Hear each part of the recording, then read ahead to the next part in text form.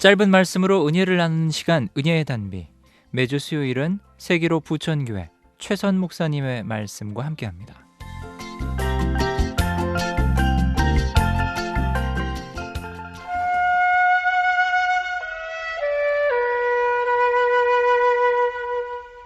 미국의 제40대 대통령이었던 레이건은 노년에 알츠하이머병에 걸려 자녀들의 얼굴조차 알아보지 못했습니다. 하루는 레이건이 콧노래를 흥얼거리면서 몇 시간 동안 갈퀴로 수영장 바닥에 쌓인 나뭇잎을 긁어 모아 깨끗하게 청소를 했습니다. 그 모습을 본 낸시 여사의 눈가에서는 눈물이 떨어졌습니다. 아내를 아주 많이 사랑했던 레이건은 젊은 시절 아내를 도와 집안 청소를 해주면서 행복해했습니다. 낸시는 그때를 생각하며 젊은 시절의 남편이 집안 청소를 해주면서 행복해하던 기억을 되살려주고 싶었습니다. 그날 밤에 낸시 여사는 경호원들과 함께 남편이 담아버린 낙엽을 다시 가져다가 수영장에 몰래 깔았습니다. 그런 다음 날 낸시 여사는 남편에게 다가가서 말했어요.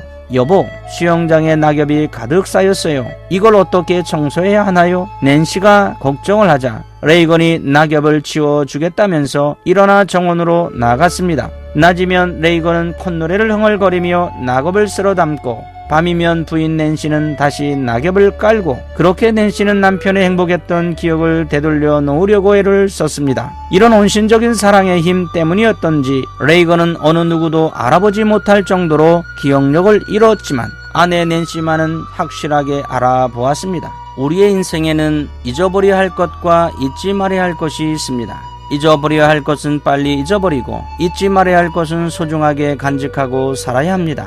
예수님의 제자들은 갈릴리 호수 건너편으로 건너가면서 떡을 가져오지 않는 것을 알게 되었습니다. 마가복음 8장 14절을 보면 배에 떡이 한 개밖에 그들에게 없었다라고 했습니다. 이때 예수님은 제자들에게 삼가 바리새인들의 누룩과 헤롯의 누룩을 주의하라고 경고하셨습니다. 그러나 제자들은 예수님의 말씀에는 아랑곳하지 않고 떡을 가져오지 않는 책임을 누구에게 돌려야 할지를 판가름하느라고 옥신각신했습니다. 이에 예수님은 동문서답하는 제자들을 책망하시고 오병이어 기적으로 5,000명을 먹이고 12바구니 남겼던 일과 7병이어 이적으로 4,000명을 먹이고 7강조리를 남겼던 일을 상기시키셨습니다. 그러면 예수님께서 잊지 말고 기억하라는 것은 무엇일까요?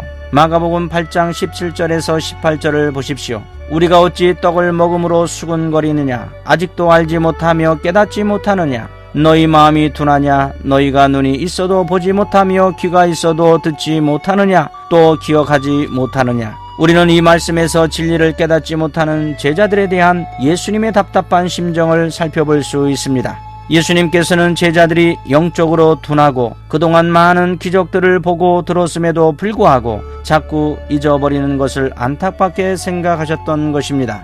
시편 49편 20절을 보면 존귀 하나 깨닫지 못하는 사람은 멸망하는 짐승 같도다라고 말씀하고 있습니다. 사람과 동물의 차이는 여러 가지가 있지만 가장 중요한 것은 깨달음의 차이입니다. 깨달음이 없는 사람에게 사건 자체는 아무 의미가 없습니다. 인간의 경험은 그 의식 속에 있는 것이지 물리적 경험 그 자체는 아무것도 아닙니다. 깨달음이 있을 때 비로소 경험이 경험되는 것입니다. 무슨 차이일까요? 깨달음이 있느냐 없느냐의 차이입니다. 보는 것, 듣는 것이 다 경험이 되는 줄 알지만 깨닫지 못하는 자에게는 아무 의미도 없는 사건으로 지나가 버리고 마는 것입니다.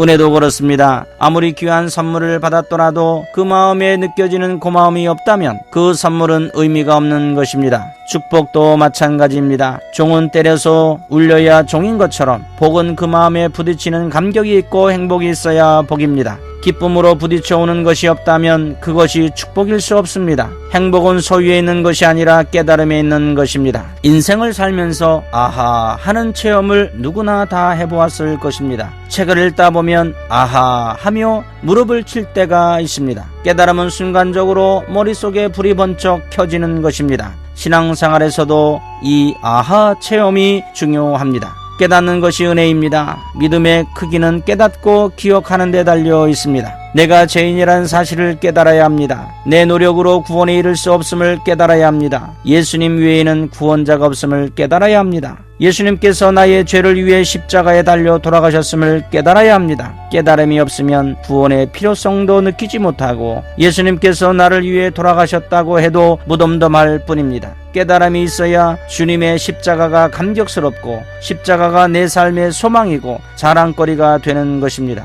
또 하나님의 말씀이 내 안에 살아 움직이는 생명이 되기 위해서는 말씀이 깨달아져야 합니다. 우리는 의식하지 못하고 숨을 쉬듯 그렇게 날마다 하나님의 은혜와 기적 속에서 살고 있습니다. 모든 것이 은혜입니다. 그러나 깨닫지 못하면 은혜가 은혜되지 못합니다. 깨달아져야 감사가 생기고 깨달아져야 하루하루 은혜 가운데 살아갈 수 있습니다. 사랑하는 극동방송 가족 여러분, 신앙생활은 누가 강요한다고 해서 되는 것이 아닙니다. 깨달아져야 기쁨과 감사로 하나님 앞에 나갈 수가 있고 깨달아져야 헌신할 수 있습니다. 그러므로 주님께서 베푸신 은혜를 깨닫고 기억하며 늘 감사로 사는 방송 가족들이 되시기를 예수 그리스도의 이름으로 축복합니다.